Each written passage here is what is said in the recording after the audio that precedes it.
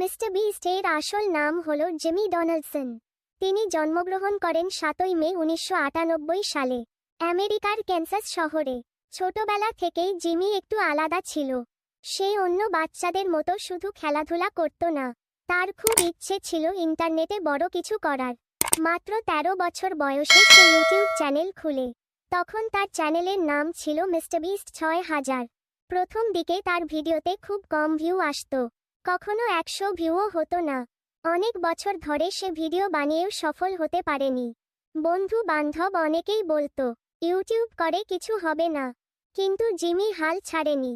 সে প্রতিদিন নতুন নতুন আইডিয়া নিয়ে ভিডিও বানাতে থাকলো। 2017 সালে তার একটি ভিডিও ভাইরাল হয়।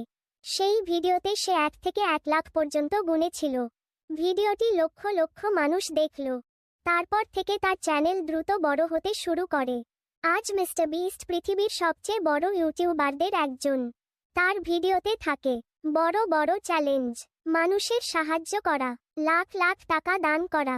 তিনি অনেক গরিব মানুষকে বাড়ি, টাকা ও খাবার দিয়েছেন। মিস্টার বিস্টের জীবন থেকে আমরা শিখি, স্বপ্ন থাকলে আর পরিশ্রম করলে একদিন অবশ্যই সফল হওয়া যায়।